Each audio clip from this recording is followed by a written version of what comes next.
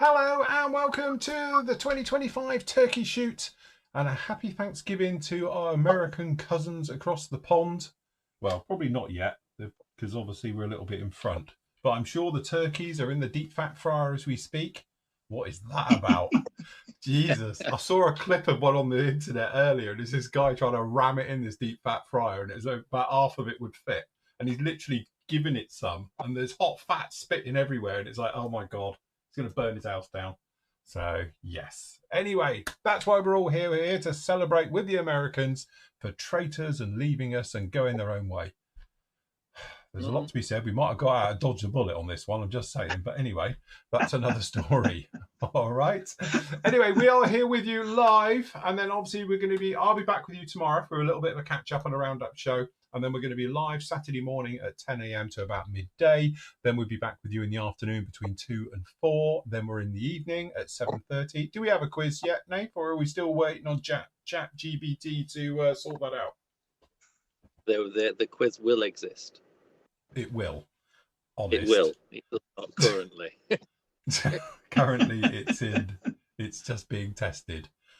Currently, it's not even on the drawing board yet, but yes, it will exist. Right, okay. Will there be a music round? Shall I prepare? Oh, God, no. I could get me recorder. Oh. We could do the music round, could we? So. Yeah. No, that was the problem. Well, I don't know. I was thinking, what can AI do for... We'll see. 100% of people in chat, because David's the only one to say anything, have said no music. No music. Okay, no music. Nobody said yay music. I don't know what was wrong. I thought it was absolutely fantastic. But anyway, hey, look, we got a copyright strike for it, so it couldn't have been that bad. So, although I did successfully defeat that, I did ask for a manual review, and then they did allow it. Does that mean some poor sod somewhere's got to have sat and had to sit through it as well? Well, no, he wouldn't have. They would have just let it through probably. But I can't imagine some poor sod sitting through that for 2 hours, waiting to find the bit. So, but anyway. The committee meeting that might have triggered. Ooh, hell's bells. Yes. There you go. Greg agrees. His says that the music round was the best one. See? Perfect. Yes. It would be fine. Anyway, we do have to thank Sean Dixon for the titles at the beginning, which I've stolen because he did an advert for us, which you might have seen on social media. I've been pushing it out the last couple of days and things like that. So, and obviously the members got it yesterday as well, and I think the day before. So that's where they are. So massive thank you for Sean for doing those for us, as we are targets going across. I think that should be made into something proper. And just say, Mark says, name the RLM colour round. Nathan could just go around his house taking photos of different rooms. It does seem to be. Subconsciously, I've been drawn to dark greens and yellows. I don't know why. As soon as he posted a picture of his bathroom, and I said, that's RLM04, and I told his wife that it was RLM04. It's a nice yellow colour, it actually is. Yes. It is a nice yellow colour, I must admit. Definitely. But the dark green thing, I did look at it and think, hang on a minute, this looks a bit RLM70. You can't. I mean, I didn't go to B&Q and say, can you colour match this, please? But I think it's working on a subconscious level after doing modelling for God knows how many years. Well, clearly, because in here, I think this colour here is like medium grey, or neutral grey. But the new kitchen, I swear, is dark ghost grey, to the point where we've got a little nick, right? And the touch-up, it comes with this pen, which is useless. So I did think I'm just going to get a little bit of a dark ghost grey AK, and it'll be fine. That's all it needs. Yep. So, yeah, it'll be fine. Not a problem in there. Phil on the recorder. It's a must. Make it a Christmas tradition. And that goes along with Phil doing the Star Spangled Banner on the recorder. There you go. What could possibly go wrong? God. It could be as bad as me doing Jurassic Park. Well, So, maybe we could have like I don't know. We'll see. It was such a Hmm. disaster last time that it worked beautifully, didn't it? It did. So It happy did. accident that. We'll see. Yes, it did. It'll be. It- That's my Friday night. You see, yeah. This is finishing it. off the Well, rules, but the unredact the last two group build type things. Just finish off that booklet, get that ready, and then see Yeah. what Quinn come up with. fantastic. I- Good job. Yes, you revise absolutely nothing because I have no idea what the questions are. Fair enough. Be good. It'll be fun anyway. Don't forget, the whole reason for us being here is that this particular weekend, or the start of the week, we actually build a kit. The idea is you take either a really bad kit, and somehow I've dodged the bullet because Nathan hasn't dropped one on our lap this year, thank God. But previous years, if you go back through them, they're still up on YouTube. You can find us building some truly awful kits. But this year, I do have to thank Dave Anderson, who sent me this lovely little kit. So what we've got for me is going to be this one. I'm doing the Freedom Models Compact Series of F14. So think egg plane, but not egg shaped. Well, sort of egg shaped.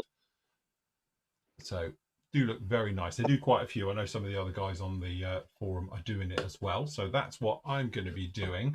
And there's 2 points, like I said to our little thing I put out to the membership today, is that there's 2 rules to this particular show. All right. First of all, you've just got to build a kit between now and Sunday midnight, ideally. If it rolls over, no one cares. You'll be fine. All right. And the other one is have fun. That's it. That's the only 2 rules to it. There's no prizes, there's no medals or anything else that we do for the other group builds. This is just purely a little bit of fun, all right, for the entire weekend. We've been doing these now for God knows how many years now. Jesus, I'm trying to think how many years we've been doing these. Probably over 10 years now. And we always have a great time, a bit of a thing over the weekend for it. So yeah, that's what we're doing, or that's the plan anyway. We're going to be doing these ones. So I'm doing this one. Andy, what are you up to? Well, to be fair, I've not really put much thought into it because I wanted to carry on doing my Tamiya F16. Yes. Not getting blown out. But I have got a couple of egg planes in the stash. Oh, see? Now, that's it. You're taken now. So I think I might take a little quick break in 2 minutes and go and have a look, see what I've got. Okay, fair enough. He was going to go off to his reserve stash and have a look round there. So fair enough. That's good. John's not building this weekend. Go on.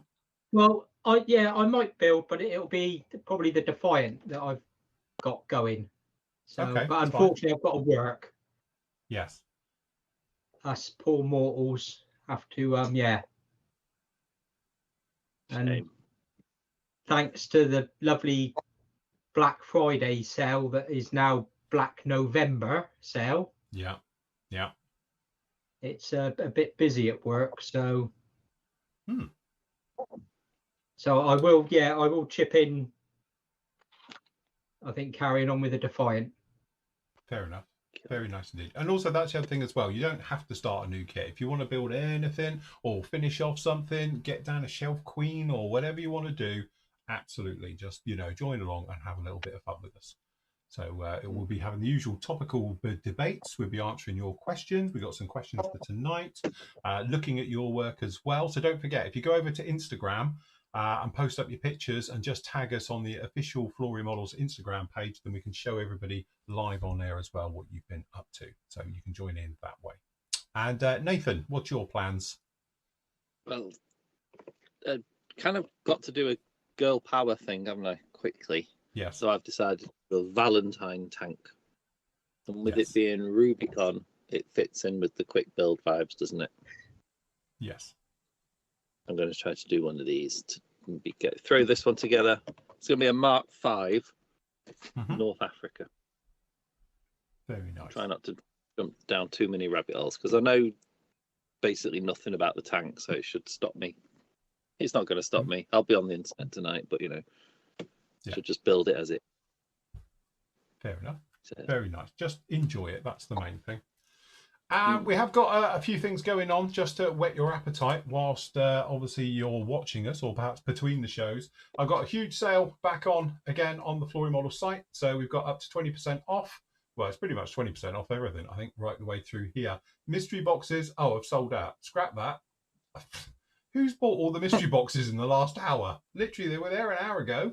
Right, okay, so I'll have to think about that to see if they come back. But we did have mystery boxes.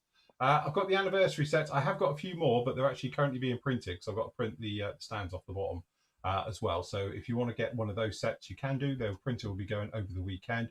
We've got the jigs as well, so if you want to get one of the jigs as well, we've got those up as well. And actually, just let me refresh this. I don't know what's going on. This isn't showing. It should be. There we go. Now they're back in. Apologies. So, yes. I will sort this out. There's a little bit of something going on a bit funky with the site. But anyway, there you go. You can see we've got all the various stuff up, down in here, all the way through. If you want to get yourself some deals and bargains and things like that, you can do. All right, you can just grab these straight down in here and grab yourself some bits and pieces just that way. Also, our friends over at High Altitude Hobbies with Brett, and I notice he's in chat. He is here. All right, you can follow the links just off the Flory Models ones. You've got the Turkey Shoot deal as well, and Brett's doing 10% off all stock of Flory products right the way through as well. So if you want to get anything from there, Brett had a restock of all the washes last week. So he's got stocked up on washes. He's got other bits coming out to him this week as well. So if you want to grab any of those, you can do. Currently, I think the PM store one starts on Friday. All right, they are down as well, so you can get any ones of those ones there. And don't forget, you can pop over if you are in the EU, and obviously you can speak Dutch, because I can't. You can pop over to the florymodels.eu store as well with Corrine over at Prevaco, and they've got all their bits for you down in there as well. So yes, plenty of stuff to get your teeth into, as we say. So good job on that one. Please enjoy yourself and buy responsibly. Now we just had the budget, which, you know, there you go. Simon in chat said, woohoo, mystery boxes are free. Yeah, I know there's a cock up on the system here. I'm just about to take care of that. So, yes, clearly, whoever's buying them, you're not having them for now. So, well, it will be a mystery box. It'll be empty. Empty box. It'll be an empty box. I don't know what's going on. The site's playing up slightly down in here. Let's go into here, and we're just going to adjust this. I'll take them out of stock for the moment. After the show, I'll find out what is going on with them, because clearly I don't know.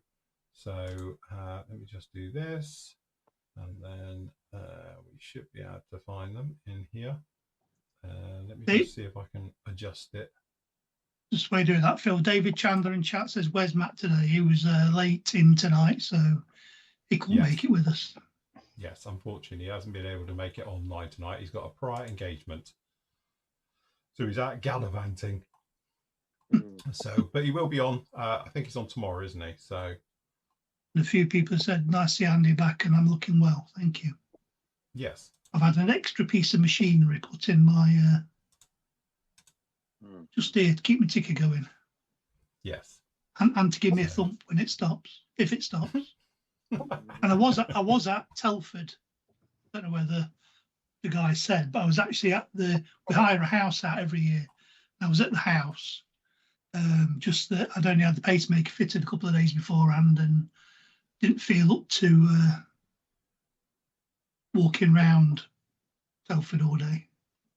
Yes. I stayed at the house and then got home on Sunday and ended up back in hospital. Well, you had a nice time. With a major incident that turned out to be nothing. That's kind of an incident, really, though, isn't it? Yes. I was in for 2 days. I was in A&E on a trolley for 26 hours. And my back and my coccyx still hurts from laying on a trolley for all that time. Wow. Not good. Not good. So now Andy sets off all the detectors coming out of the supermarket. I don't think they do it anymore. I think they've changed the machines now, I think. He's in for a strip search. Anyway, everyone is saying you're looking very well, by the way, Andy, in chat. Thank you. So yes, nice to have It's you the back. glow. It's the glow from the light. I was going to say, I'm suffering from it as well. Jesus, it's hot in here. I don't know why it's so hot in here. I've turned off my heating in here. I'm in my little shower. I need my fan. It feels like the summer. There we go. Hold on. That's it. I get my little fan going. It's also, I haven't mentioned it, but the window, the wall here, which is the window wall, we've painted the wall orange. Oh, yeah. So it's probably reflecting orange rays. That's why he's got a into my warm face. glow. That's why he's got a warm glow on there. Yeah. Anyway, really nice to see so many of you, obviously the Flory family in the chat room. Loads of you in there. Well done. And obviously we are live across the YouTube airways for this particular show. So everyone, mind what you say. And I never did it. Just remember that. I was never there. Anyway, we've got various people down in there here. Happy Thanksgiving. That's from Black Skunk Works. We've got Happy Thanksgiving from Shane White, and we've got hello from Steve. We've got hello everyone from On Models 77. Just received is 109, expecting the worst, but it's great. Sprues are perfect, well chuffed. Now, I wasn't going to say anything because, you know, but as I say, you sort of get thrown under a bus, really, don't you? And I think that's somewhat what's been happened with me. So consequently, I've obviously been speaking to a lot of our members as well, and they haven't got problems either. It looks like it may have been just the first 50, 100, whatever it was, that are really bad. But after that, the problem does seem to be sort of getting better. And like I said in the review of it, I wouldn't be put off because I imagine it'll pull straight anyway. I don't think it's going to be one of those where your wing's going to look like that once you've got it off the sprue and all the bits and pieces. So I think you're going to be all right with it. I still stand by the actual masks. If they're the same as on the Lysander, then I won't bother.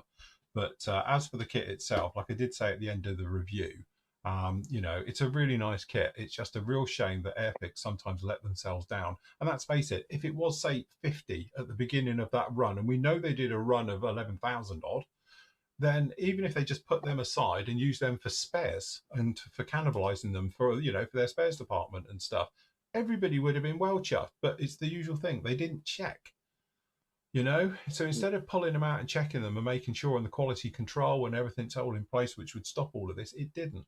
So that's why I think sometimes as a reviewer, and obviously doing this for a living and all the rest of it, it just gets really, really frustrating, and it doesn't help when you are thrown under the bus by other people as well for it, So as I said, don't hate me. I just go on what I see in front of me.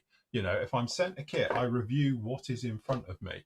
If I buy the kit, I look at it from this is what I've got. I don't go off and see what the other 500 are like or the other 11,000 are like. I just go on what I've got. So unfortunately, that's the way it is. But also, no one should bury the head in the sand and think, oh, it was only the first 50.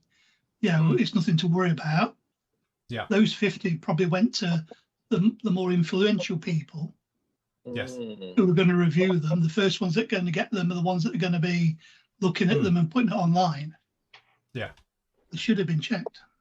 Yeah, I know. But unfortunately, you know what happens now? Now I'm getting a shitload of negative feedback on me because everyone else's kit's fine and mine's bad. And it's like, well, it's not me. It's fine. And you gave it a terrible review. Well, I'll just go on what I have in front of me.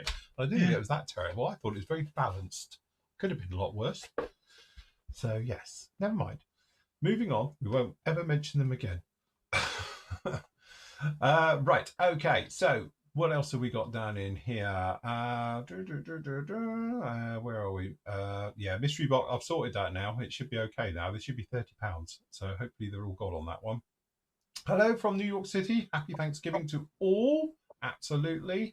Greetings from cold Chicagoland area. God, it gets cold up that part of the world. There we go. Great deal on washes. I've bought 3. Thank you, John. Very nice as well. If Phil runs out of mystery boxes, give me a buzz and I've got about 10 of them coming to me. Have you just bought 10 of you? Free of charge. Yeah, that's it. Right, okay. I gotta say, a lot of you haven't had warped kits. I know, I must admit, it's you know, just one of them things. Unfortunately, as I say, I go on. That's what it is. So that, let me think. I wonder if it's just a batch that they pulled out the mold too quick. Do you know what I think it is? Honestly, I went back and watched my own review. Weirdly, I have to. This part called editing, but I think it's actually the boxing. If you go back and look at it, what it is, the way it sits in the box, the wing section is sitting on a sprue with 2 other small sprues in it, and it's hanging over. And then there's stuff on top of it. And I think what it is, it's literally like this, and it's hanging over and being pushed down during transit because there's stuff on top. And that's what the problem is. It should have been on the bottom. Sorry, it should have been on the bottom, laying flat, you know. But I personally, that's what I think it is, because there's lots of smaller sprues, and you've got a couple of the long ones, and I think it's the long ones which are affected by it. So you know, again, and also the thing is, it is quite soft plastic. So the great thing about that is, it should pull itself straight. So literally, that's why I said at the end of the review for it, don't be put off. You know, I don't think it's a biggie. I think it is not as bad as it looks. And also the thing is as well, and I think it showed in the actual review. Hold on, let me find a photo for people who don't have a clue what we're on about. If you do want to go and have a look at the review, either go over to the old YouTube land and all the rest of it. But if you pop down in here somewhere, I haven't made it live in here. Oh, God. Right, hold on. Let me find the membership one. Hold on. Talk amongst yourselves. I will make it live in there in a second. Where are we? Live shows and videos. It was Monday we put it up, wasn't it? There we go. Yeah. So zip to the top of everyone talking about it. There we go. So down in here, when you look at it, I think the trouble you've got is that because the actual, you can see this is it. This is not me holding it in that position, by the way. It's literally just bending down. If you imagine, I reckon the box thing stopped here. The screws underneath it, all in this area, and this one just hanging over, and that's why it's bent down. But again, the actual sprue runner itself is quite thin, and it sort of exaggerates it a little bit. It makes you wonder, if you cut it off, will it sort of self-right itself a bit? You know, get it off of the sprue. Yeah. I reckon it'll straight if you cut it off. That you can see it's like the runner's bent more than the part. Yes. Tell you what, Isn't it? in the matter, I don't know why I'm doing this, because, you know, let's face it.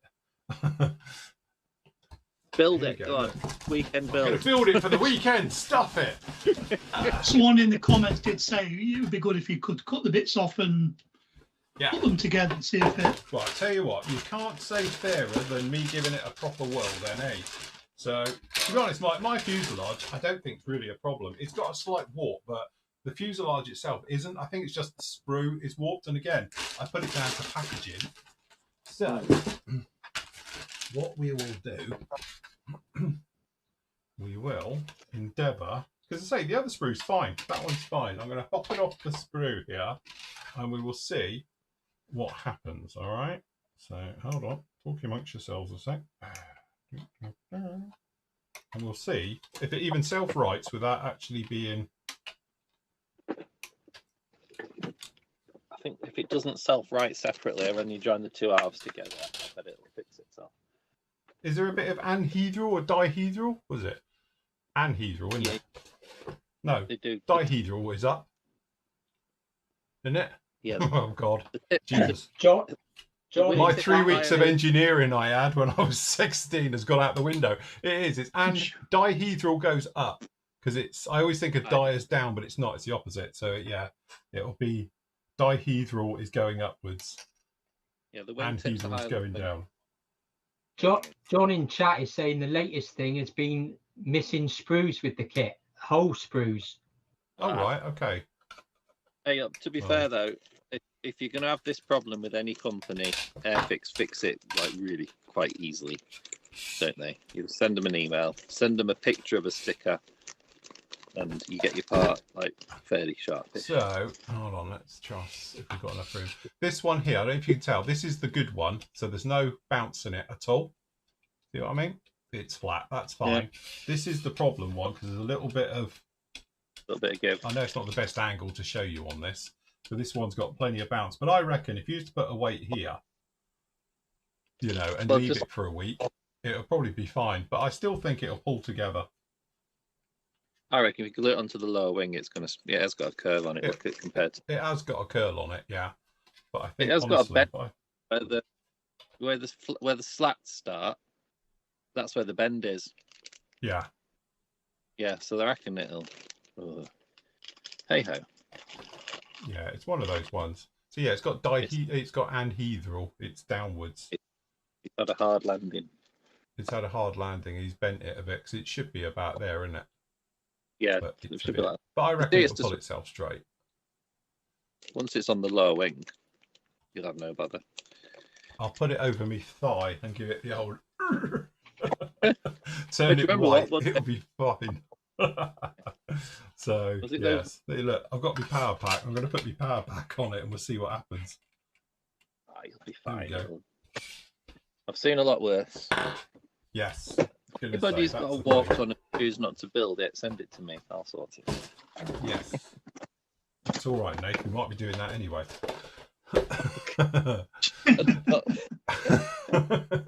You know what? That So- kit has saved me because I've got the trumpeter one up here, the G6, Yeah. and I've been struggling with the engine because basically it's got nothing behind the engine is all the ammo Yeah. boxes and all that.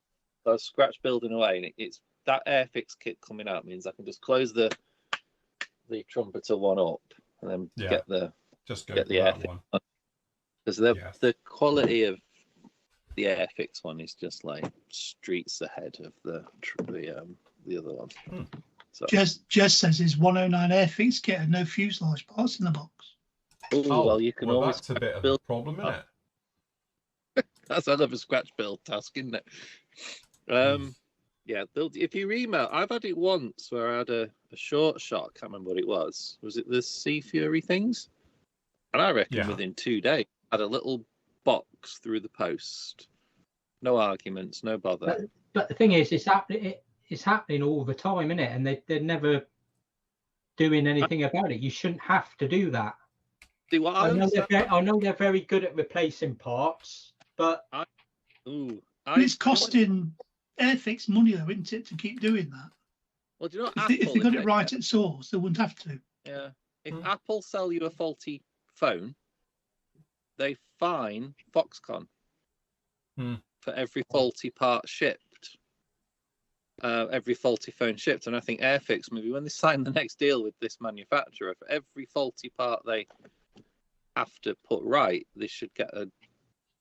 I don't know if they do that anyway. I mean, obviously it's outsourced, isn't it, to a manufacturer in India somewhere. But I just think they need to sort of have a word. Well, again, I'm not being funny. Like, for people in YouTube, I know the members would have heard this story, the in-depth version. But when we used to have the Sanders manufactured, obviously they're manufactured in South Korea, and I had a faulty batch, and it was 10,000, and it was only the skinny sticks, admittedly. So it was the coarse skinny stick, and obviously where they get chopped into 5mm widths, it was obviously a dull blade, and it tore them all. So instead of having a crisp line, it was like a tear with every single one. So got straight on the phone to them and was like, what is going on here? Followed up with an email and obviously pictures and all the rest of it. And they arranged for pickup. I'm sure they didn't go back to Korea. I'm sure they would have been just disposed of. But obviously they picked them up and they sent and did a new batch for me. And that came through and they were absolutely fine. But there was not even a quibble about it. It was like, sorry, that's our mistake. That's our bad, blah, blah, blah. So I don't know quite, as you say, I think somebody has to take responsibility somewhere for it. that's the downside of outsourcing manufacturing. Like Eduard and a lot of the companies in that part of the world have it all in-house, complete quality control, don't they? And I bet they do quality control as well before it leaves the factory. Because how many times do you hear Eduard manufacturing short shots? And This is rarely, it. if ever. Yeah. So if you're going to outsource, they're obviously manufacturing to a price point. They haven't paid for someone to sit at the end of the line and go, check them all.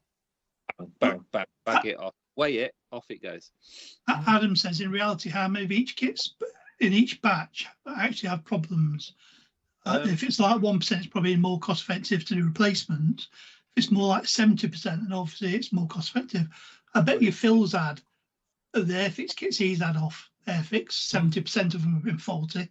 Yeah, probably. Right. I know it's not in one batch, but Right. Yeah. Here's a question then. If it's brand image and perception, if you buy an Airfix kit, you put it in your stash and you leave it there for 5 years and then you open it and it's out of production and you can't get your parts, you're doing that thumping. Would you dare leave an Airfix kit unopened for 5 years, or do you want to check?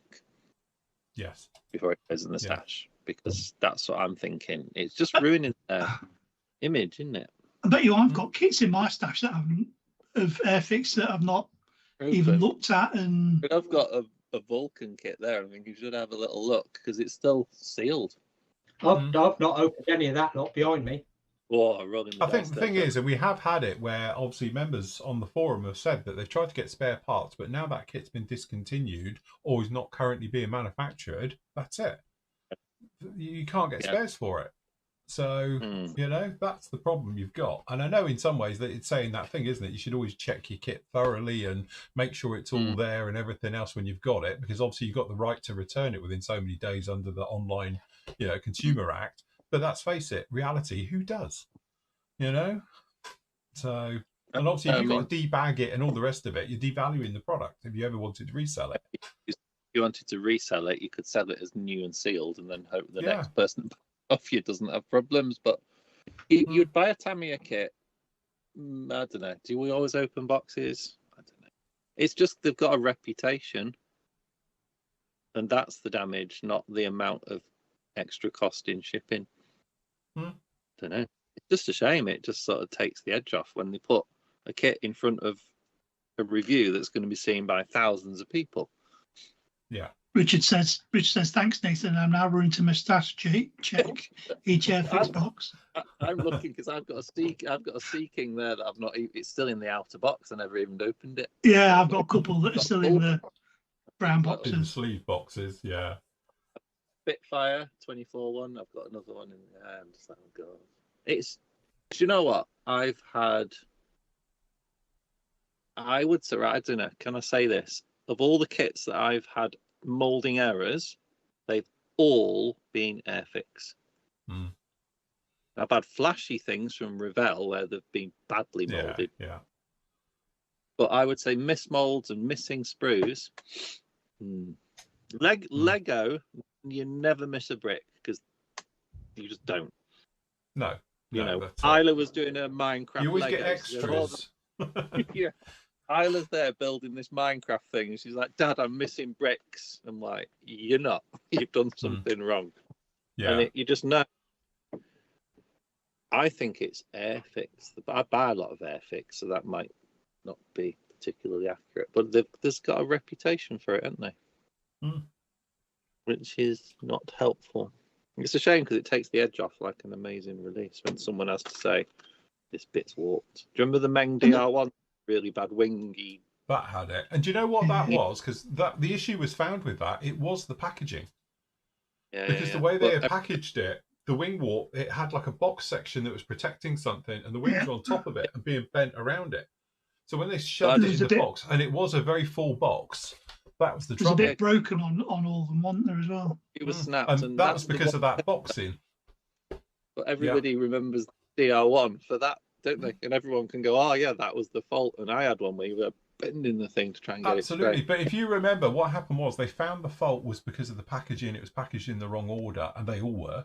And that was it. And that's why the parts were getting broken off, because they were being snapped down because of the weight of the entire kit over it, and had a box section underneath it that was pushing up. And then everything was being broken over the top. But at least Meng then did something about it, and literally were like, right, that's a problem with that, because I haven't had one happen again. You know? No, but Airfix will put it right. They have always put it right. So. See, Nigel says he had a short shot on a Tamiya kit. I'll tell you what, that's actually probably worth keeping, because that's worth the money. It's unheard of for that to get a short shot on a Tamiya kit. They do it, admittedly, but they are so hyper vigilant. The way they do theirs, every single sprue is weighed. So the sprue weight of each individual sprue. So if there's a short shot, it shows, and the little flipper will pick it off the belt. So for you to get one, that's probably worth keeping with a little arrow at it. I've got a Tamiya short shot. Get it on eBay, double the money. Yeah. Yes, but again, as I said on the thing, it was one of those ones where when I review kits and all the rest of it, sometimes you sort of, I'm not saying you get complacent with a kit, but you sort of know they're going to be okay and all the rest of it.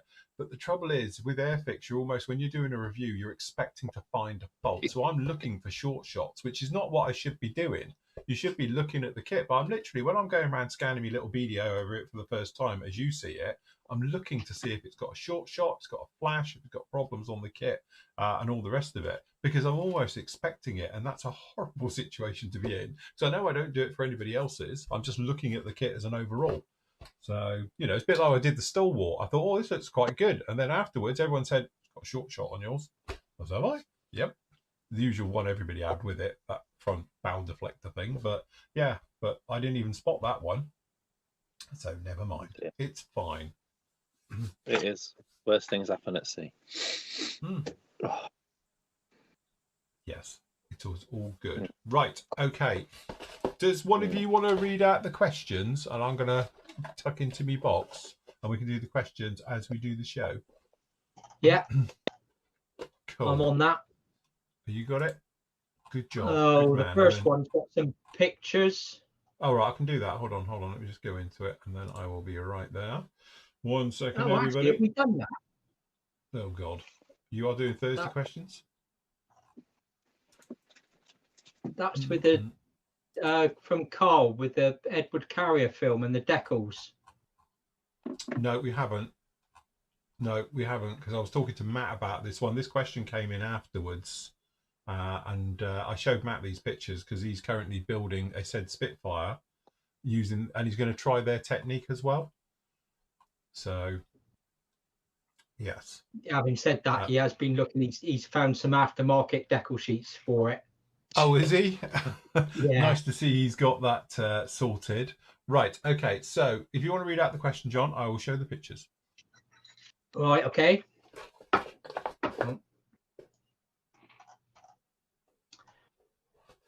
Not a question as such, but Matt, beware the Eduard Carrier film. Oddly, I've had some success in using a clear coat of AK's 3G Saturn mixed with their thinners. By accident on a previous build, when I took off dark dirt, the Carrier film came with it. So I have done the same on my current build to see what would happen. A little bit of decal came off, but I persisted and it progressed well. And then it didn't. Then it went a bit... I have spare decals, so I was able to undo this by using them over the top of this. But Matt, if you do get one of these cassette kits, proceed with caution or just don't even attempt removing the film. Yeah, I've left the film on mine. If anyone else has had any success with removing the film, I'd be interested. Can I just make an observation? Go on, him. Why has he put a Flory wash down and then put the decal on top of it? Or is he talking about where he's trying to take the wash off and it's taking the decal with it as well? I don't know, because it looks to me like he's put the wash on, because you can even see the bottle of wash on the first picture at the back. And then he's started decal. It looks quite clean here, though. That's what I'm saying. It looks very clean under the decal. Yeah, but is the decal taken the wash off? Yeah. As he's done it. Just wondering if that's not helped the decal adhere to the paint. If he's got a wash on underneath. Yeah, I don't honestly think he has, because looking at that, the radius here, look, it looks like it's very clean underneath, but the rest of it's got the wash. It's got the grime effect of the wash everywhere, but not there. So I'm wondering if that's what he's done. Roundel on the fuselage as well, isn't it? Yeah, it is it's as well, roundel. But it's gay. Happy. Yeah. I tried doing the Eduard decal trick once. It didn't go well, and I never tried again. I just used them as normal decal. I was talking with Matt the other night about it, and we both had the same idea at the same time. I wonder how they work with using the old enamel thinners trick. Melt it off. Yeah, but don't forget, that's where it slightly went a bit peaked on with me, wasn't it? When it happened to me on the Hellcat, I given it an oil wash, and I was doing oil washes, a little bit of enamel thinners, and they fell apart on me. So, that's actually how it happened with me with the enamels. Because it used to be, that was the main trick, wasn't it? If you wanted to do it, like Linden Hills were brilliant for it. So if anyone's used Linden Hills decals, you'll know they're incredibly thin. They're really, really nice. So what you used to do was get a cotton bud with a little bit of enamel thinners, soak it over the actual decal, and then just lightly rub it. And then the carrier film used to dissolve and leave, though, because it was still on the bottom, but it was so thin, it would literally dissolve and just rub away. And that way you could get rid of it all. You'd sell, you know, I did have an accident. I did it on the hind, was my biggest one. I did it to a 35th scale hind. But from my point of view, it looked quite nice, like weathering. But yeah, I used to just go along with them on very thin ones. It doesn't work so well on thick carrier film, but thin carrier film, it literally dissolves it and it gets rid of it all. I think, you know, it's still one of those things, because I'm sure there'll be 100 people say, oh, I do it all the time. I never have a problem with it. But it seems to catch more people than not.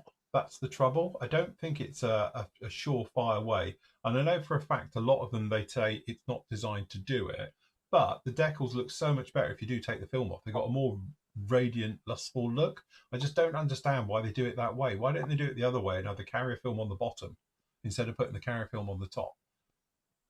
The thing is, there was never a problem when they were using cartograph decals, were there? Well, yeah. So why did they stop using cartograph decals? Yeah, 100% house production. I think that's what it was, wasn't it? I think they wanted to get everything in-house, you know, and that way they're not reliant on other sources. And then obviously with COVID, that was the trouble with a lot of it. If you're in-house, you've got everything you need. They didn't have the decals, so they couldn't get the kits out and all the rest of it because they didn't have the decals. So I think that's why they ended up doing that job, really, of sorting it out and trying to get it all done in-house in one place.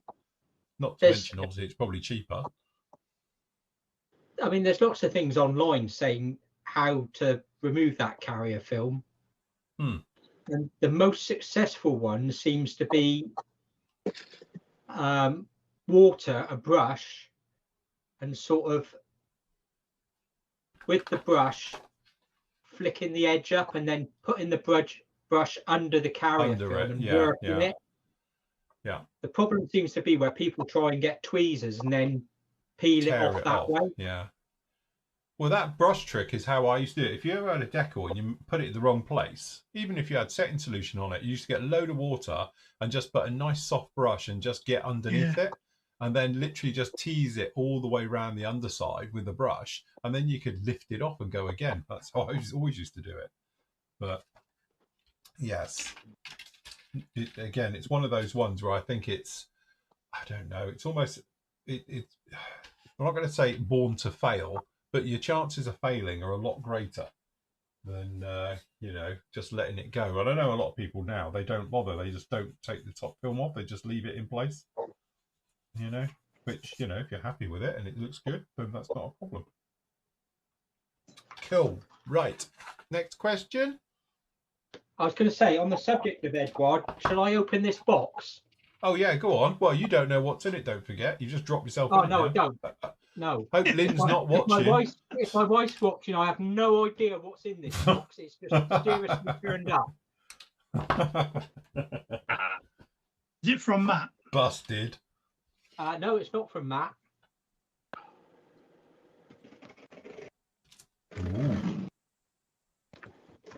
Ooh, exciting. Could it be? Did you find it at work then, just addressed to you, and you thought, I better take that home? I've got a bit of a thing at the moment with Battle of Britain. Okay. Happens to all of us. That's not a bad subject choice. So I have got 110. Ah, Ooh. nice. Ooh. And Oh. We've got an E1. Nice early 109. Yeah, I was going to say. Can you guess the theme with this? German. No, Eduard original boxings. Oh, right, yes. Yeah. So they've got, So I've got the old decals in. decals in. Thus avoiding the problem.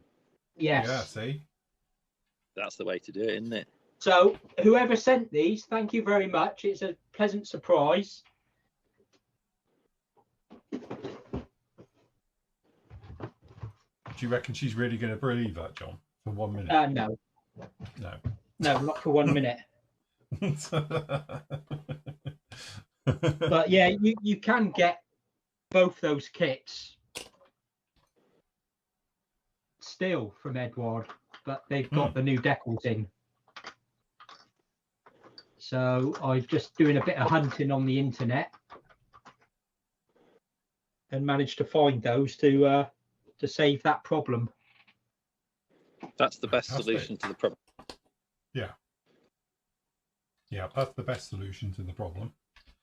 Just bypass it completely. Be absolutely fine. Cool. Right. Right. Next question, John. Next question. Right. This is from Andrew. Hi all. Hope Andy's feeling better. He says, I don't use metallics a lot, but wanted an engine painting. So got out the Vallejo acrylic metallics. When I came to use the one I wanted, it looked like it had separated with a foamy liquid on the top. Yes. I tried to mix it well using my mixing tool and hand mixer, but it is still the same. I then tried AK Extreme Metals and they went on great. Yes, he says, I don't want to stop using these ones. Yeah, mine have gone the same. He says, I don't want to stop using the Vallejo ones, but I think they may go off over time. Well, I've had these now forever. Invest in some more AK. So, as you can hear, I've actually put nuts in mine.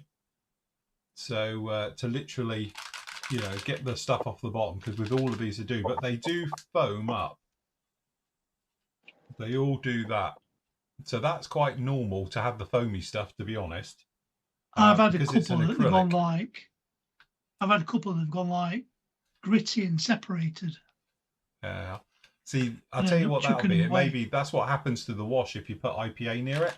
If you put alcohol near it, it goes gritty. Maybe this stuff does as well. Won't be surprised if I've contaminated it somewhere along the line. Yeah. So, but I take it this is the one he means, the Vallejo stuff, the metal colour one.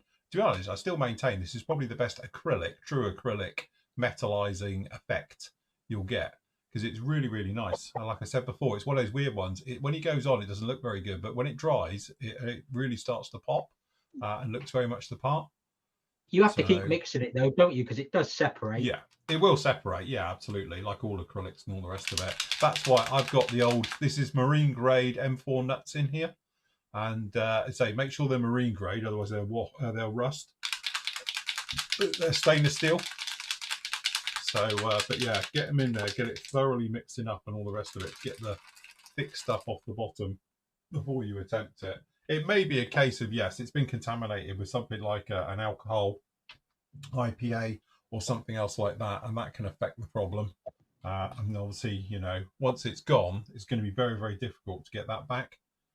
So, yeah, unfortunately, it might be a case of bite the bullet and go again. But as I said, if you've used the old the Extreme Metals, they're really nice. I like those. I rate them a lot. He goes on to ask, do you have to thin the AK Metals as it went on fine unthinned? No, you can spray them neat. No, absolutely. Also, it says on the bottle that it's an enamel, but it doesn't seem to clean up with enamel thinners. Oh, you've got an old one. So it should clean up with enamels, with lacquers and all the rest of it.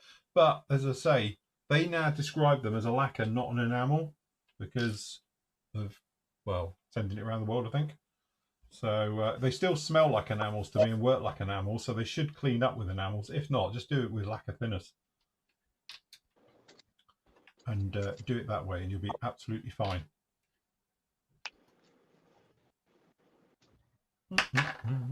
Right, we got David. His question is, hi guys, I've seen some good deals on Airfix 124 Spitfires in the last few days. I'm tempted, but I haven't built in that scale before, not even done a 32nd scale aircraft. Is there different techniques required for painting and weathering in that scale? Any other advice? I think, you know, at the end of the day, isn't it? It's one of those ones where It's just bigger. My only advice would be the bigger you get, the more easy it is for it to look quite toyish. So when you're into the 1/24ths, the 1/16ths of this world and all the rest of it, and I've done some big stuff on the site, as you'll know, and it's one of those that you just have to perhaps spend a little bit more time breaking up some of the colors. So if you're doing, for instance, you know, as you said, like a cockpit and things like that, you need to spend a little bit more time in there instead of just painting it. You need to do a little bit of weathering as well, because that way it makes it a lot more sort of scale believable as well, instead of being toyish. Same goes for the color scheme. You know, I'm working on this thing at the moment. We're doing this one. It's a little bit bigger, but it's got very big flat areas. So again, it needs to be sort of slightly marbled and mottled. So we've done a bit of that with the paintwork. We'll do a lot more with oils, obviously. But again, it's just taking your time with it and breaking it up. So from a point of view of scale, when you're looking at it, it doesn't look quite toyish. You know, one of the biggest things we did for that from one of the biggest projects is when we did the 1/72nd scale shuttle, which was massive because the fuel tank on it is bigger than a 2 litre Coke bottle, you know. So again, you need to do various things to make it not look like a toy. So just go that extra level bit of weathering, a little bit more detailing perhaps, stuff like that, and you'll be absolutely fine with it. So you could, but from a build point of view, you're building it exactly the same as you would everything else. But when you're in the bigger kits as well, and obviously with the Spitfire and that, it's got a fully detailed engine. So you're going to spend a lot of time just building that engine. So maybe you're not used to doing that amount of detailed work and, like, you know, painting, hand painting, painting parts separately and then putting it together and things like that. So, you know, again, it's just one of those ones, taking your time, treat each subsection like a mini model. You know, almost like the engine, especially treat it as if it's an engine, a model in its own right. Just so happens you're going to attach that to another one that's even bigger. You know, same way as you do the cockpit. So when you're doing the bigger things, I always think of like the cockpit, treat it as its own model. The engine, treat it as its own model. Wheel wells, anywhere there's detail, treat them as individuals and don't think of them as the big thing. When it all comes together, then it's the big picture. But certainly when you come to the painting and weathering and stuff like that, just try and break it up a little bit. So that might be a little bit of post shading, just lighten the paint colors, centers of panels, things like that, just to get it to go, you know, or it may be just come in with oil. So when we did this little lump, I know it's only 48 scale, but we did this one, we did quite a bit of oils just to break it up. You're going to do that on bigger stuff as well. But I've done loads of big stuff as well, 24th scale. We've done various ones. I'm just trying to think. Hurricane to be the last one we did the 24 scale Trumpeter Hurricane. Have a look at that one and you can see how that one went together as well. So yes. How's it going, Nate? You got it finished yet? Yeah, I've got some hatches on. Yeah, it's the top hull is having it's nice. It's good. Yeah, that seems to be behaving itself. Very nice. Very nice indeed. Yeah, fit's fine. Cool. The fit's good. No dramas there. Good. The glue working okay? Yeah. Seems to be. Nice. I'm just checking mine actually, making sure the glue's working. Yep, no, we're okay. Found a Harrier. Oh, nice. Oh yeah. A proper egg plane, a real one. Proper egg plane. Yeah. Well, I tell you what, this little thing's going together a treat. The fit's beautiful on this. Well done, Freedom Models. Freedom Models. From the company that brought you the, what was that weird thing they did a few years back? That drone thing. The X something or other, XB, blah, blah, blah. No, the like a manta carrier. ray. Look like a, eh? The carrier. Yeah, Carrier looks like a drone manta ray thing. So, yes.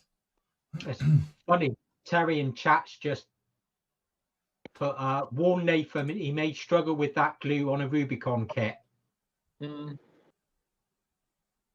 Yeah, you said that as well, didn't you? Yeah, I can't remember whether it was the Tamiya or the Mr. Hobby, but one of them didn't react at all well with the plastic. It like cracked and cracked it. I've not had anything weird happen yet. Right. The only thing I was worried building that Rubicon when I did the Huey was that the plastic they use is very similar to the Bandai plastic, and if you put enamel thinners on it, it dissolves. So I didn't because I didn't trust it. So I don't know if it does or not. Don't know. The instructions is clear as mud, but Neil's asking Nathan, what are those shears? these ones are some Japanese scissor things. Just like a really basic tool. It looked like going sheep shearing. Yeah, I bought them many moons ago in Japan. Seems to be fair enough. They just happened to be the nearest thing I had. So, and then the old goddamn nippers, almost 10 years old. These, Wow. Nippers. See, that's classic. Same. Get some good tools. Will last a lifetime. We just happen to have the Mr. Colour colours to do it in RAF Oh, there you go. camo. So, cool. Ideal. Sold. Right, this exhaust needs to be a different colour to the camo, doesn't it? Right. Question from Tony. Hi team, have you heard any scuttlebutt on the rumour mill reference 172nd pilot figures? Since PJ Productions retired, I can't find any anywhere. I'm too old to justify a 3D printer and hate building an in-flight model without someone looking out at you. Tricky. Is there anyone selling 3D printed figures on eBay? I don't know. I must admit, it's not something I've ever. Who does 72 scale pilots? What's in that? Have you tried looking on Hannon's? Yeah, there is a couple of other companies doing it, isn't there now? Also, Hasegawa back in the day used to do them, didn't they? They did. They used to have a nice They little did a pilot set. Luftwaffe pilot set, yeah. And they had Isn't there ground support things and whatnot.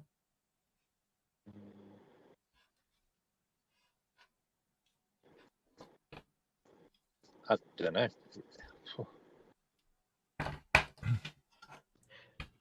Raid the Airfix stash and see if you can find a decent one with these legs. What, one with his hands in his lap? Yeah. Yeah, but with legs. That's the thing. They used to have ones with no legs, didn't they? Yeah. I don't know, to be honest. I used to use PJ. Knees. Yeah, that's a good question, actually. Evening, Tom. Nice to see you here, mate.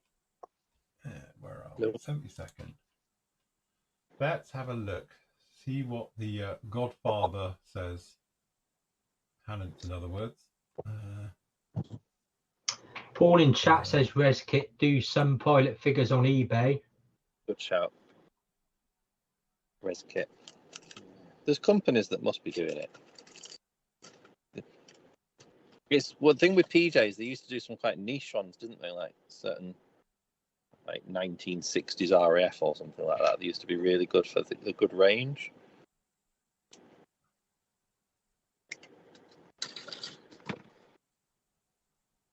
Yeah, I must admit, I'm looking on Hannon's, and I know their search is awful, but not much on there. Redbox do some, but Japanese, Italian, World War One. I'm struggling. John says ResKit allowing custom scales for their catalogue items, so that if they have it in 1/48, they'll do them bigger or smaller by request. Okay. So somebody's going to turn around, aren't they, and say, "Can I have a 1/9?" Andy's building the Hasegawa Harrier. Hang on. That one. Yes. Classic. For Saturday, I'll set up another camera. I've only got one camera set up tonight. Currently, Fujimi do a 1/24 scale bear. I'll get two. What? As in a T95? TU95? Maybe a No, I grizzly. think as in a bear. Oh, a bear. A Gonna teddy say. bear. I was about to say, Jesus. Apparently That's a with 5 big one. different facial expressions. Oh, is it like the cocaine bear? But that's niche, isn't it? Yeah. Wasn't it the cocaine bear? Didn't they do one of them? I know they did the dog. Didn't they do a dog once that had been on coke? I tell you what, this plastic really hard. I think I need the next grade up of standards to cut through this. Oh, the thing connector stuff. Right, the next question's from Dave. Hi team, I am building an A380. Nice. Oh. Can I paint the internal colour on the main wing area, put on the walkway decals on the wing in the correct position, clear coat, and then mask over the decals and then spray the perimeter colour over the clear coat to correct the correct placement, or is there an easier way? Yeah, definitely an easier way. It's called put the decals on afterwards, because the trouble you're going to have is masking over your decals. Even with a clear coat, you're going to risk pulling them up. Yeah. Yeah, I concur with my learned friend that I think it'd be a lot easier to go in and do the...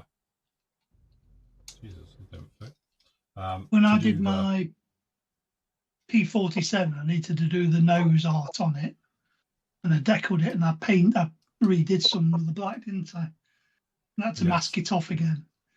I must have put 10 coats of gloss on that, just to make sure that I didn't pull the decals up. Yeah. And then it was still a bit of a bum twitching, squeaky bum moment. Yeah, because I'm thinking, I'm going to pull them up. But thankfully I didn't, but it's not worth the risk. I think it's one of those ones, it's like, risk for the reward to do it. Personally, I'll paint it all and do the decals afterwards. Because you're going to have to mask over the top of the decal directly. And obviously, if you don't push them down properly, you run the risk of getting any bleed underneath it and all the rest of it.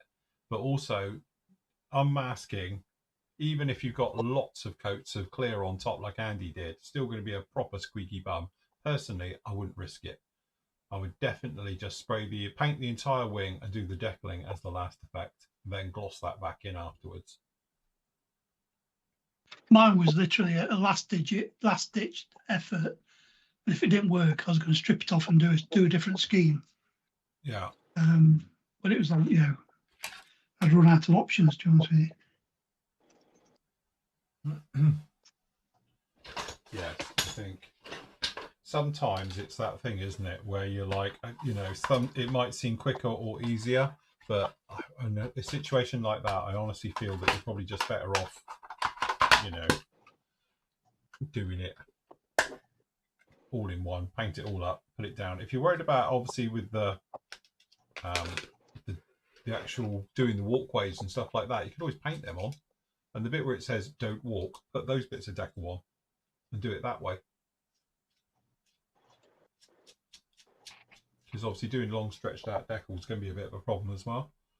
But you could actually paint, if you use, obviously if you got like one of these, best thing ever, all right, just do a small one, lay that where you want your walkway to be onto your model, so that will be the black walkway, would be your decal almost, then mask each side of it, take the thin one out, and then you just blow the black into it, and then undo it, then afterwards just put the walkway ones in there. I think that's the way I would do it personally. But that's because I'm a bit of a I worry about things like that. From the minute I was painting it, I'll be thinking, oh God, I've got to unmask it. Going to end up looking like the decals were done by Eduard. So, yes, that would be my worry.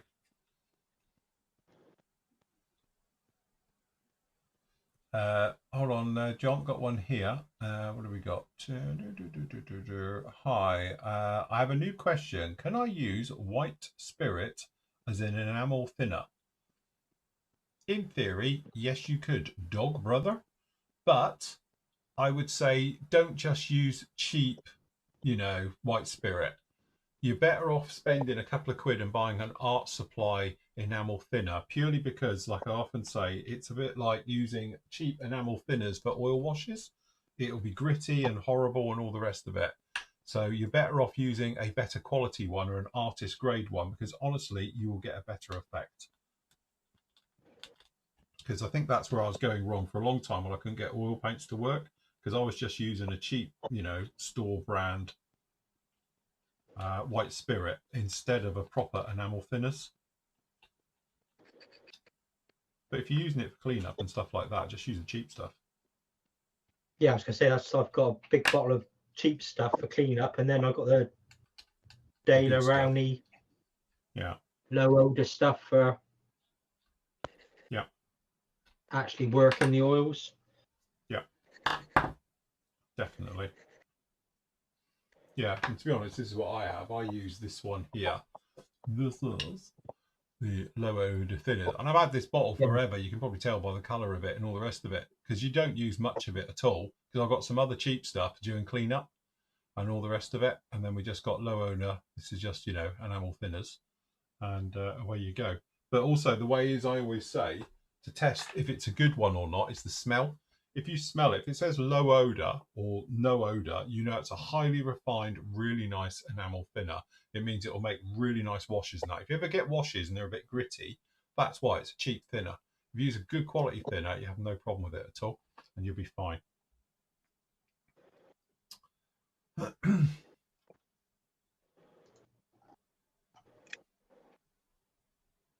Yeah, okay, so Dog's just saying there, his main requirement is for weathering all panel line washes. You would a really nice quality one. Like I said, keep the cheap stuff for cleaning your brushes, cleaning out stuff and all the rest of it. But just have a really nice one. Like I would say, honestly, I've had this one here. I'm probably, a third of the way through the bottle. I've had this for years and years and years, because you don't use that much of it. But that's the one I use all the time for doing oil washes, pin washes, weathering, stuff like that as well. But yeah, if you can get odorless, means it's really high. Low odor, it's really good stuff as well. But if you get an artist grade one, it's one of those. It might seem expensive when you buy it, but when you think I've had that for 5 years and the amount I use it, honestly, it's a good way to do it.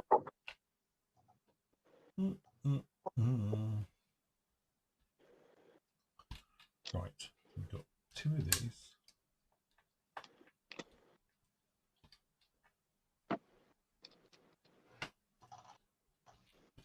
One of them. Oh, we got another question with pictures.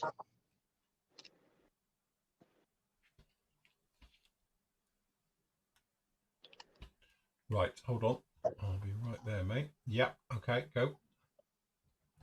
David, hi team, hope all is well. Dave's question above made me remember that I had a question about A380 decals as well. Popular. So, decal 4 goes over the top right windows, and decal 63 is the set of windows. Right. Here is the actual decal. Yeah. There are no holes for the windows in the decal, so I'm guessing that you laid decal 4 down and put decal 63 over the top. Yes. Yeah, got them. Yeah. But if that's the case, why does the fuselage have hundreds of pre-cut window holes and a pre-cut cockpit hole? Yes. Just to get on your nerves. Yeah, it's just to really wind you up, really. Yeah. Okay, so I would, if that was me, sorry, wrong one. There we go. If I was you, you've got 2 options, right? You can either fill all the windows and use the decals and all the rest of it. But to be honest, that's going to be a bit of a faff. The windows, to be honest with you, look pretty good looking at the picture. So, looking at the picture from there, it's not like they're like funny shapes and sizes or got flash in them. They all look pretty good. So what I would do is take said decal, put that on. All right, so that will go on your swish just like this. So it's going to take this upper deck here, put it over these holes, yeah, and then literally have your swish here. All right, let it dry naturally on there. Put your setting solutions on, or your setting soles and all the rest of it. You will then see it will dip down where it can't stick to anything. All right, and then I would cut each hole literally just with a knife, just put a cross in each one, and then more softener or setters, whatever it is, onto it. Yeah, and that way it will conform right over those holes. You'll have holes then right the way through. You've got no interior to worry about. Then I'll come in afterwards once all your paintwork's done and everything, your satins are on and all things like that, or glosses, whatever you're going to do. And then I'll PVA glue with crystal clear each window individually on the entire thing. And you'll be fine. You might remember back in the day, if I just go to, it's exactly what I did on the 787. I did. You've got to find. I don't remember you building that. You built that for the I'm sure. Thinking back to my younger days, my youth when I was a kid, Airfix airliners, they had similar, and they used to have a little plastic plug thing. There we go. Yeah. You used to be able to push through the decal. It was the same shape as the window, and go through the decal and push the plug in. Yeah. The holes. Yeah. But yeah, but if you PVA glue them, like I'm just showing here, just go right the way through, PVA glue them all the way in. All right, and then you should end up with, I've got a close up. There we go. Well, not the most brilliant photo, clearly. Hold on, trying to find one that's not blurred. Here we go. You can probably see them in. Got your windows in there, and it'll be absolutely fine. To be honest, I use the decal for the front one because I quite like the effect they do with the sky on it and all the rest of it.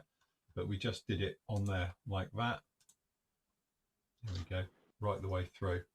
So again, it was one of those ones where it does come with decals for this, and it has got the glass work. If I remember, you can put the glass into it as well. But do you know what? It's just as easy to come through with PVA glue and just knock it each one in here. Give it a couple of hours to go off. They go crystal clear. And hopefully this one was given as a gift. So to one of our members' daughter who's aircrew on this aircraft. So yeah, hopefully they're still fine today. And you can go for it like that, really. So yes. Hey, I just say since no one else did. Can't remember John. I can't believe that John can remember that far back.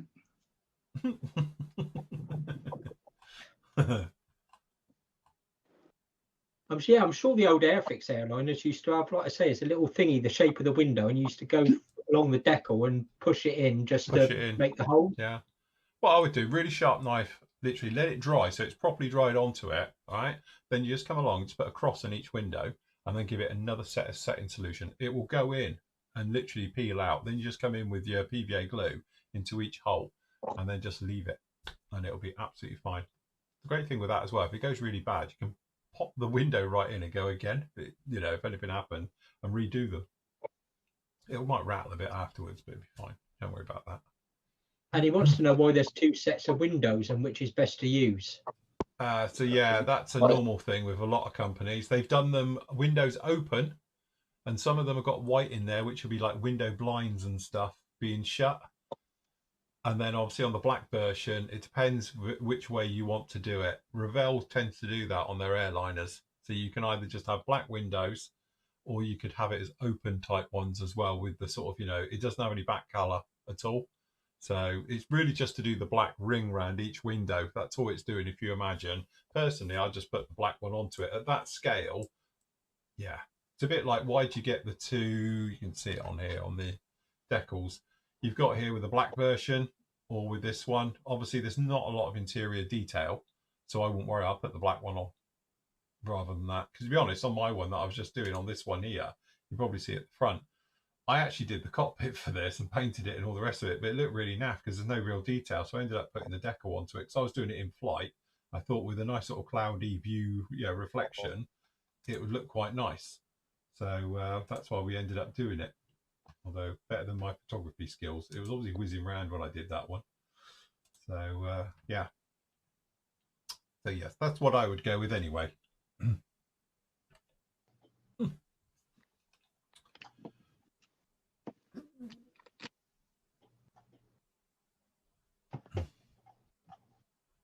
Floor polish, everyone used when, hold on, what's that one? I used to use Johnson's floor wax or something. Hey, you can still, I've still got it. Look, we often talk about these on our shows. And Nathan's got the old school stuff. And if you want some, I've still got the very old school stuff. That's the original. That's my gloss of choice. It's going a little bit yellowy, but I've still got it. Before they changed it to, I've got every type of one down here somewhere, unless I've thrown it. Actually, do you know what? I think I've got rid of it during the move. But I have got... That was the brown bottle, wasn't it? The next one.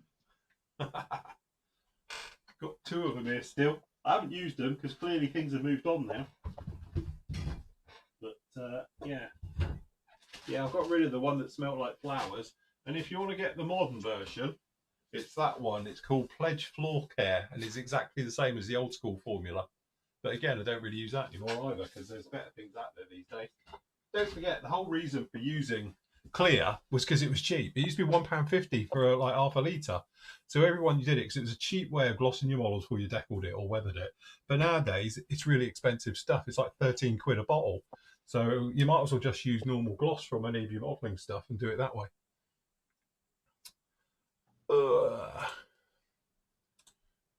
Good job. Right. Okay, John, next. Right, last one. Hi, team. After Phil's review of the new Airfix 109 and everyone talking about their quality issues with their supplier in India, I was wondering if Airfix has their own employees on site in India. Typically, when Boeing or Airbus is having major issues with a supplier, they will implant what is called a recovery team at the supplier site to keep them from buggering up on the programs they are working on. I worked as a recruiter in the aerospace industry for over 30 years, and this is common practice. If Airfix had people on site overseeing the manufacture of the 109, they would have never allowed the warp parts to leave the factory. Sorry to see Airfix come up with a great subject matter and then release a £100 kit with these major issues. That's going to turn people off and they will lose customers, something Hornby doesn't need to happen right now. It's very true. I used to know, I know I've spoken about it on shows before, so sorry for repeating, but I used to know a guy, and he used to work for Advent, you know, the people who used to make the baby bottles and things like that. And obviously they're in China, and he was one of those people. He used to spend probably 9 months of every year in China overseeing the quality control of all the bottles being made, because he's basically a chemist and all the rest of it. But it's making sure they have the correct quality in that, because when they first started doing it, they were terrible. And then they ended up with, it was him and two other people, and the three of them basically used to do, I think it was like 6 weeks at a time out there. And, you know, and then come back for a couple of weeks, 6 weeks back out there. And that's what they did to check the quality was up to scratch. And obviously I had a lab there and they could check everything. That's even before it came back to anywhere else, to any of the distributors or anything else like that. My dad used to do exactly the same thing for boots. There you go. See? Used to fly around Germany, Japan, different companies, going around checking the qualities, and mainly when it was a new product, rather than sort of like, you know, all the time, but sort of like, you know, for new launches and things, he used to go and check everything was all right and running all right, what have you. Fair enough. Long time ago. I agree. Yeah, I think absolutely they should be doing that. That's what should be happening. Also, I do feel that, you know, obviously it's a competitive market and there's only so many companies out there who do the injection molding, you know, for what we need in this industry.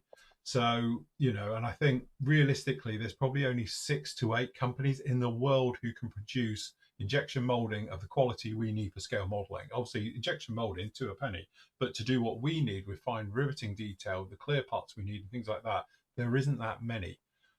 So I do know that obviously you will find, and we've had this, we've spoken about it on the shows before, but various companies use the same people You know, Yes. so we know Border Model, Meng, all the other use the same company. That's why their sprues always look very similar. It's nothing to do with the fact that, you know, obviously, this is coming out of the same factory, because they could use slightly different coloured styrene, but just the look and the feel is very similar because they're coming out of the same factory, because that factory specialises in producing highly detailed small injection molded parts. So, and that's it.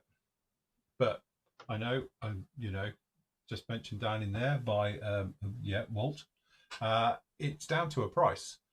You know, the UK has a trade deal with India as well, which means tariff wise, I don't think there's much in it. So it's like a free trade deal both directions. So it's not like if they had it done in somewhere else where you've got a tariff to be paid to come in on top and all the rest of it. And obviously they've been using India for a long time now and have somewhat of rapport for them. But you know, I do know, not Airfix's side, but I've spoken to other designers, and their worry is they can make a fantastic kit. Don't get me wrong, in CAD they're 3D printed, it looks beautiful, no problem at all. Goes off the tooling looks good and all the rest of it. And obviously the tooling manufacturer will do test shots, they come back, looks really good and all the rest of it. Goes out to the actual injection molding people and it all goes to pot. You know, it doesn't come back in the quality of everything they want, but that's the best that company can do, you know, or for the price point and things like that as well. And I think that's the trouble. You've got to balance that thing between how much can you manufacture a kit for that is going to be palatable for the end user to spend. And I still maintain is that if as soon as you go over £100, suddenly it becomes really expensive. You know, £9.99. It used to be that thing, wasn't it? You never sold anything for a tenner because it's easier to pallet. But when you're up to £99.99, you're thinking, you know, as this one is, you're thinking, oh yeah, okay. And then obviously suddenly if that had become 109, which I thought it was, because I thought 109, it would have been a gimmick. They had sold it for £109.99. You know, it would have been one of those ones where it would have been, you know, okay, it's a really expensive kit, but you'd expect it to be bloody good for that money. You wouldn't expect to have the problems we've had with it and stuff like that. So, yes, that's my point to it. Speaking of which, I just want to call this out now. I've got a broken part with my kit, and it was like that in the bag. So I was wondering, what is the two-piece wing? But this bit is actually, it's like a short shot mold going on here. But this, it sort of fits on the end here, because it's a laminated wing. This bit goes on the end. So hopefully it's all going to be okay. I might need to get the dreaded filler out on one of these. But yeah, for some reason, yeah, we're going to have to, I think, get a little bit of filler in here. So yes, never mind. We will persevere. But again, I think, you know, Airfix really just need to take a good look at what's going on and not keep burying their head in the sand over it and pretending it doesn't happen. That's the biggest problem.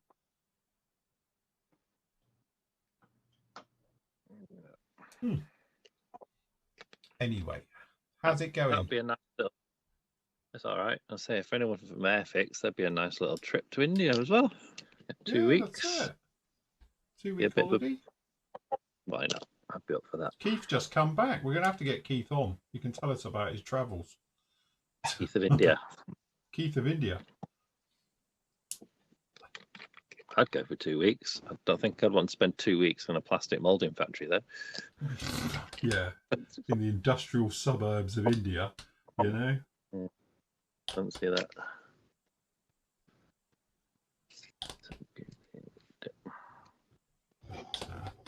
Never mind.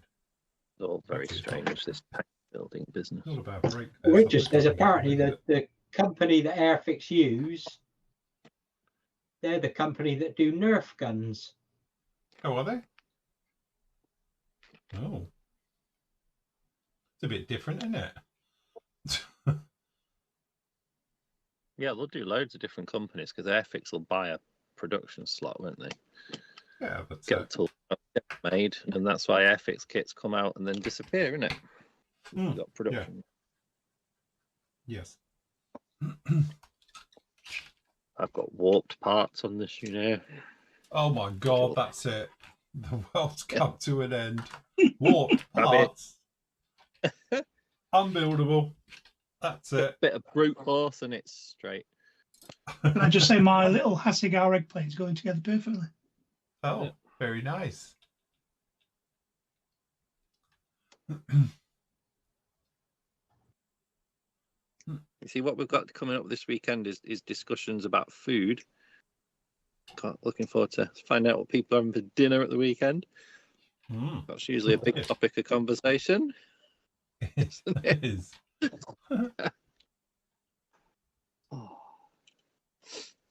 Grand Prix this weekend, isn't it? Is it? I've completely lost interest in the Scalextrics, you know. How can you lose Max- interest in it? Well, it's quite interesting More last drop. weekend. It's got more I mean, drama I than thought- Coronation Street. I kind of cancelled my subscription to the Now TV because they wanted, was it £38 a month to watch it? So I end up watching the highlights on YouTube these days. To be honest, that's what I do now. I get the highlights on Channel 4. I kind of just got, when I saw Spa, which is like my favourite track, and there was like zero overtaking because the cars are as wide as a blooming truck, I thought, oh, this is dreadful. How can Spa be boring?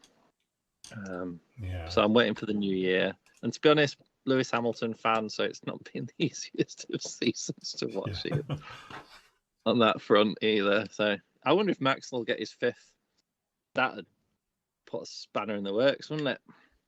Well, it's okay because we got Karine on tomorrow. And being Dutch, she's the biggest Max fan out there. So she likes to definitely wind me up about anything to do with the F1. Lando is not mathematically safe by a long shot, is he? No. It's odds on favourite. But I don't know what. It'd be a classic Max Verstappen move to get it on the last race. Some controversial throw it down the inside. Well, that way his dad's steering everything up there, isn't he? We've got Mr. Oxley's in the chat. Oh. And he says, hi guys. Dale at Airfix. Oh, hang on, it's just flipped up. Dale at Airfix told me since the stalwart problems, they had spent more time in trips to India and back in the past 3 months than they had in the last 3 years. Well, there you go. So they have had a still few missed trips it to all India. then. Not sticking. Now, you see a problem in taking a bit of a break from your modelling is my glue stop. What was the problem with the stalwart? Wasn't. Short shots. It had many a short shot. Right. Only in one area in its defence. And you could get around the problem as well. It wasn't a deal breaker, I don't think. But and again, sometimes I know I tend to stick up for these companies a bit. Don't know why. Anyway, but I think the issue that Airfix have got at the moment is that everyone's just getting really tired of it now. It's almost like this is something that should have been dealt with a long time ago. Yet it happens every time there's something, and I agree with people. It's almost taking the piss a bit when you're charging top rate money, I think that's the problem. Well, that's the feedback I'm getting from people anyway. I'm getting people now talking to me saying, seriously, I'm not going to bother anymore with Airfix because it's just too much hassle, It's almost becoming a sort of a meme, isn't it? Almost. It's like. Well, you know what? It's what we used to always talk about Kitty Hawk, wasn't it? Every time Kitty Hawk released something, I used to make a bit of a joke in all my reviews. If you go back and see them, I'll be like, right, okay, that's fine. What's wrong with it this time? But again, even Kitty Hawk started to get their act together come the end, but I don't know. It's just that Airfix have had so long now, and it's these same things recurring, that it's almost unacceptable that it's still happening. I think that's what people are getting mad with. It's obviously a cause of concern if Dale's been out there a couple of times or someone else has. So they're obviously aware of it, and dealing with it. But it's just like, it's kind of a thing like, if Hobby Boss release a kit or Trumper to do, everyone goes accuracy bandwagon. Yeah. Airfix could release a kit with like 0 short shots, but people are straight away going to be thinking, "Ooh." It's just unfortunate that it is what it is. I have to keep saying they put it right, so yeah, I'd rather have that than not have Airfix make kits, if that makes sense. We don't hear anyone moan about Tamiya short shots or No, accuracy, do you? it's like they've got the QC. They just need to maybe just employ a extra person at the end of the production and put a little QC sticker on it. Yeah, that's it. You can imagine Mr. Tamiya if something had been. Yeah, I know. Well, you- Well, he would say what's Be now. committing Harry Carey for that. Yeah. Look at him. Look, dang, dang, dang. He's not in glued yet. Suspension. Oh, here we go. This is the fun bit, and this is like, should have built a Challenger tank where you can't see all this stuff. Mm. Suspension. God. Build Now. 2 of these. Oh my god. B07 and 09. Right, I'm just going to go through a few of these because we've gone to 9 o'clock. Oh, it's chaps. 9 The o'clock. evening's flown by. Save suspension for another. Okay, Leo, he says, I like a little quality controlled. Kits are getting pricey. And when you want some kits really stand out without aftermarket at all, but you have to be okay with the quality and the price of it. Absolutely. I think that's the thing now. I think people, it's not that they're demanding better almost, it's that you demand the quality. If the quality's there, you don't mind paying a price. But when the quality's shocking and you're paying good money, that's the problem. Talking of trips, this is Tom. He says he's off on the Alps on the bike again in the summer. Last trip was awesome. Nice. Very nice. I went round Germany many, many years ago on my bike down in the forest and all the Black Forest and all the rest of it. Absolutely stunning round the lakes and everything there as well. Beautiful. So have fun and stay safe. Hope the Star Trek models warped. Dudum. The company in New Haven are apparently doing the injection molded Sea Fury, the 32nd one by DBMK. That'd be nice.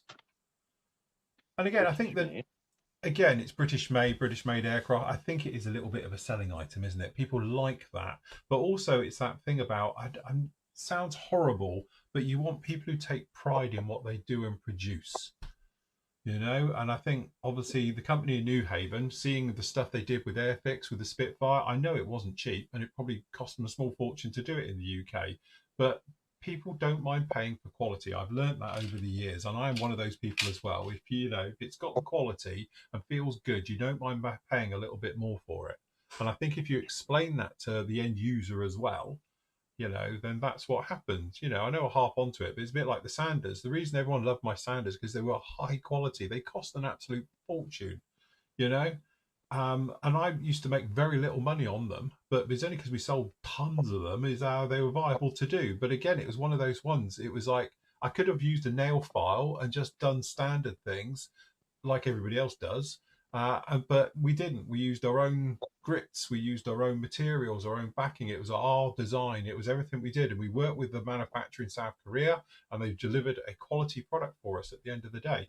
So I can vouch for it. If you charge a little bit more, I think people will be okay.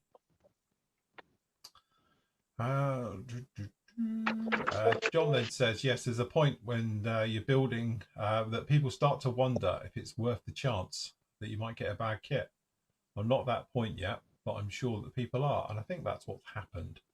I think the feedback I've had, and I've had a lot of feedback, is that people now are telling me that, it's just almost not worth it. And that's a shame, because obviously that's how things get a bad reputation. And that's what I said in the review. You don't want them to get a bad reputation because it's really difficult to shift it,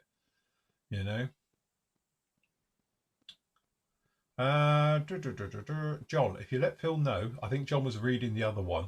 That was the trouble. Let him know. I've sent him a message. Okay, yes. Oh, that's it. He wants an anniversary set. Crikey. I will sort you something out. It's not a problem.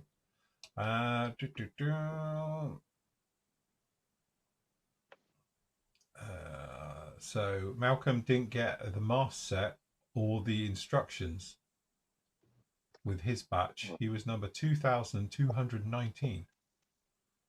Oh, so no stencil guide, no color guide, no stencil. So it's the clear sets in there. In defense of Airfix, I bought 4 of the Jag kits and I've had no issues whatsoever. A real solid kit.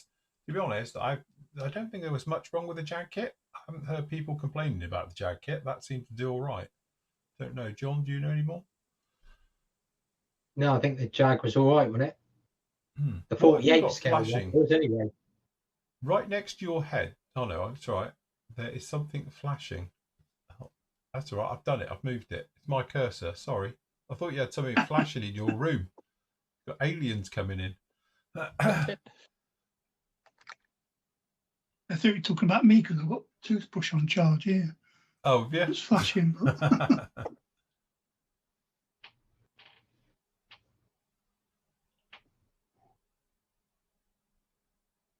Yeah. Alfonso says that he treats Airfix like he does Microsoft window updates. I eat a while and let it issue rectify itself. Yeah, this is it. Oh, sorry, he says wait a while, let it rectify itself. Yeah. What I would say in closing of this argument, because to be honest, it's getting a bit long now, is check your kits. If you're not happy with it, shoot Airfix a message. They've clearly got a lot of them because they've got 12,000 of them almost. So you should be okay to get spare parts and stuff like that. I have got the wing down here in front of me, which is currently being ironed. Still a bit. But we will keep a weight on it and we will see what happens to it over the course of the weekend. But if you have got a warp part, shoot Airfix a message. I'm sure they will sort you out. They're very, very good at their spares department because they get a lot of practice. So, you know, shoot me a message and I'm sure they'll sort you right with it all. So you'll be fine. Right. Okie dokie then, guys. We will leave it right there. Just before we go, don't forget, we've got the sale is going on. It's going to carry on right the way through till Sunday, so you don't have a mass panic. And I know, obviously, you're probably sick of this, but I've got to do it. We have got mystery boxes. Look, we sold another mystery box. So the mystery box contains something mysterious. Trust me, somebody on the last one had about, I think I worked out 75 quid's worth of gear. 75, 80 quid's worth of gear in a mystery box. I can't guarantee you'll get that much in yours, but they did all right out of it. But anyway, we've got the jigs. We've got the flight stands. So if you've been recently watching me do the Lysander, you know we use the flight stand. We've got the old gift set, which will end after this. This is literally your last chance to get the gift set. Because obviously it won't be 20 years anymore. It'll be 21 years. So anyway, Flory Models wash sets. We've got the wash sets up on special at the moment. Got a good deal down in there. We've got basically 20% off all washes. Got the thick washes. We've got your bottles. We've got your mugs. We've got obviously your mouse mat sets. We've got your setting holder sets and the actual glue bottle holders as well. Various things. We've got your DSP stuff down in here as well. We've got your tweezers. Well, we've got your plastic card. Getting very low, but I have got some more en route. Unfortunately, we're out of one of the carving tapes, but we've got the other carving tape there, and we've got your brass rod, we've got your sanders, which are really nice sanders, and we've got your cutting guides as well if you want to get any of those ones. They're up there as well. Over at Brett High Altitude Hobbies, he has got a sale on as well. He's doing 10% as well, so just go over to highaltitudehobbies.com. But don't forget, you can get all of these off of my site as well. So if you just come down in here, go to florymodels.org, pop over to the store, and you've got all your links down in here. And you can go over and see the lovely Corinne if you're inside the EU, and you get all your Flory Models stuff, plus the fact all of the DSP stuff she does as well over there as well. So they've got lots of stuff with all your DSP bits and other stuff as well. So if you want to get any of those, you can do. And I think the PM model sale probably will start maybe tomorrow once I speak to Matt about it. And we can go from there. So yes, good job. Right, do you want to show us where you're to? Shall I start and you got can prepare? I have done this little chap. Admittedly, we did have a weirdo wing, which I've glued together and we've put in. Might need a little bit of filler in there, but it is swing wing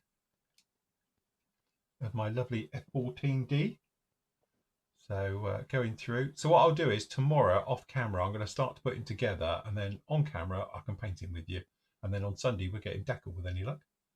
So yeah, it'll be very, very nice coming along down on there. So this is my little guy we're doing. For people wondering what we're doing, we are doing this.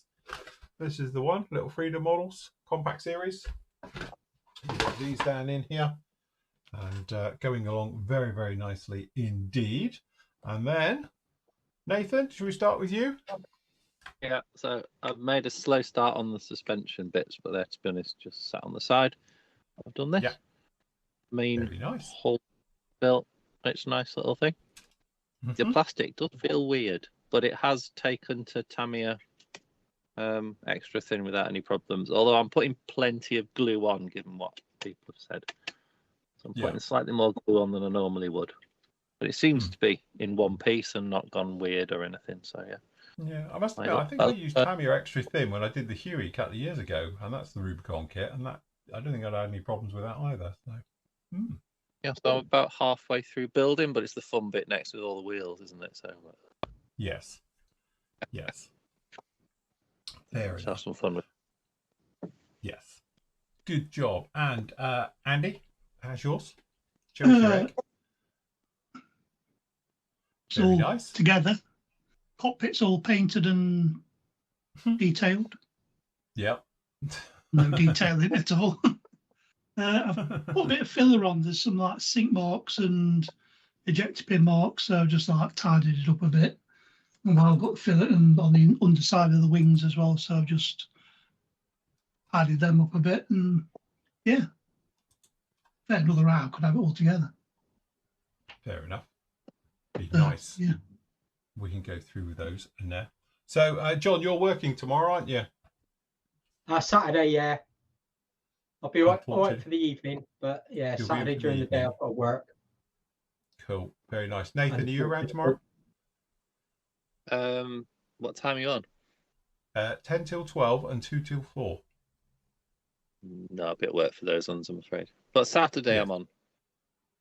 Sorry, not tomorrow. Saturday. That's what I'm talking about. Saturday I'm in on Saturday. Yeah, I'm in for the whole. You're it. Shebang. Cool. Very good. Yes.